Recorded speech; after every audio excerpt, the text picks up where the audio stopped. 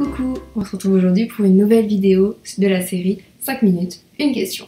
Et aujourd'hui, le thème du jour, ça va être comment éviter la répétition du sujet. Parce que c'est une question que j'ai reçue plusieurs fois, c'est une question que moi-même en tant qu'auteur, je me suis posée. Et du coup, je me suis dit que ça pouvait être intéressant de vous donner comme ça, rapidement, quelques pistes pour éviter ce problème d'écriture assez récurrent. Et donc juste avant de commencer, n'oubliez pas que vous pouvez mettre un petit abonnement par ici, un petit like par là, mais hop, en bas. Voilà, parfait.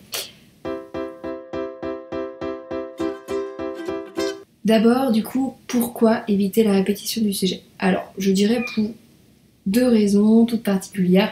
La première, c'est que tout simplement, en général en écriture, ce qu'on essaye d'éviter, souvent en réécriture notamment, ça va être les répétitions. On n'aime pas quand 10 fois dans le même paragraphe on se trouve avec il, c'est pas top, c'est pas top non plus, donc on essaye de les limiter.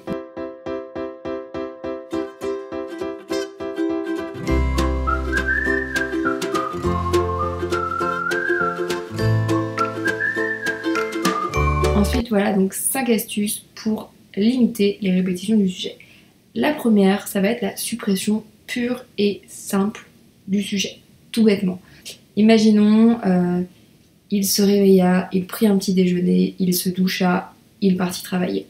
Si vous voulez cet effet d'accumulation, tout simplement, ça va pouvoir être il se réveilla, prit son petit déjeuner, se lava et partit au travail. Et du coup, vous avez supprimé tous les ils et potentiellement votre rythme est encore un petit peu plus fort. Ça va toujours dépendre de l'effet que vous voulez donner, mais voilà, la suppression pure et simple du sujet peut servir dans certains cas. Deuxième solution, remplacez votre mot par un groupe de mots. Plutôt qu'avoir il, vous allez avoir le pompier, le jeune homme, la jeune femme, le vieil homme, la vieille femme, la vieille si vous êtes un peu plus dans un style un peu plus familier. Tout va dépendre aussi bien sûr du style que vous adoptez, mais voilà, vous avez plein de groupes de mots que vous allez pouvoir utiliser pour définir vos personnages. Vous pouvez avoir des prénoms, bien entendu, mais aussi des surnoms quand vous les connaissez. Enfin, vous allez comme ça avoir plein de solutions pour varier du simple mot sujet qui va être il, elle, je. Le jeu est un peu plus compliqué parce que du coup, le jeu, vous allez avoir plus de mal à le remplacer. Donc pour le jeu, cet outil-là ne marchera pas. Mais pour le il et le elle, ça marchera très très bien. Troisième possibilité, ça va être utiliser la périphrase. Là où la périphrase est intéressante, c'est que là où vous avez une phrase qui est un sujet, verbe, complément, et vous allez peut-être avoir comme ça 1, 2, 3 phrases qui vont suivre, qui vont être là-dedans, grâce à la périphrase, vous allez pouvoir réaménager tout ça pour avoir peut-être qu'un seul sujet, avoir comme ça plusieurs verbes et plusieurs compléments, de façon à avoir une phrase qui va être plus longue, mais qui va vous éviter d'avoir 40 fois le même sujet. Quatrième astuce, tout simplement changer le sujet de la phrase. Plutôt qu'avoir il marchait, il courait, il se déplaçait. Voilà, on est tous dans le même exemple, mais si vous mettez ses pieds battèrent plus vite le pavé, ses jambes avançaient plus vite que lui. En gros, l'idée ça va être de changer le sujet et de plus être sur il, mais de changer et de passer sur un autre sujet.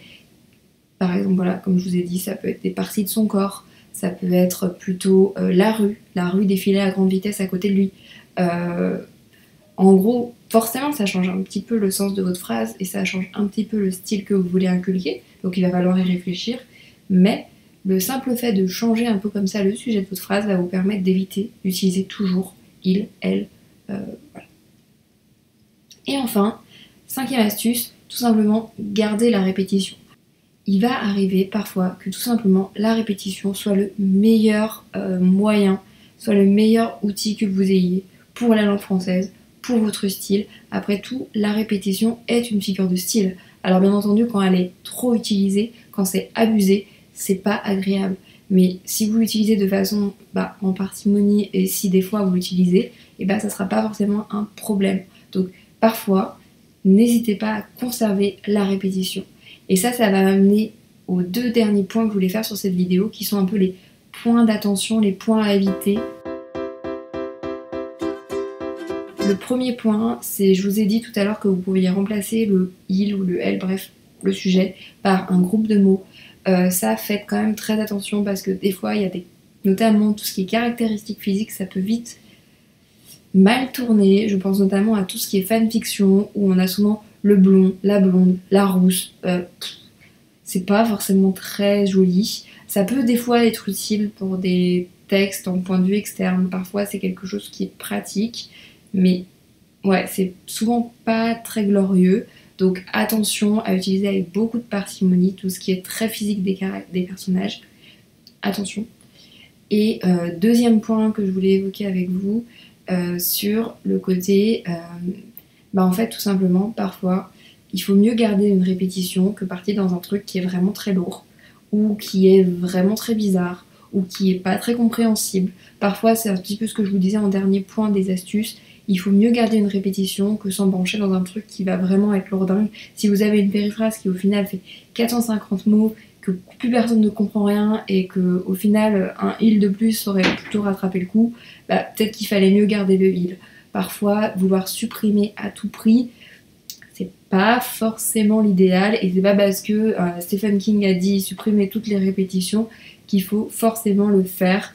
Donc voilà, des fois, mieux vaut garder une bonne répétition et avoir un texte bien compréhensible, bien fluide et bien clair que de tout vouloir supprimer et de se retrouver avec un truc qui finalement n'est plus très clair, plus très compréhensible et qui donne plus grand chose.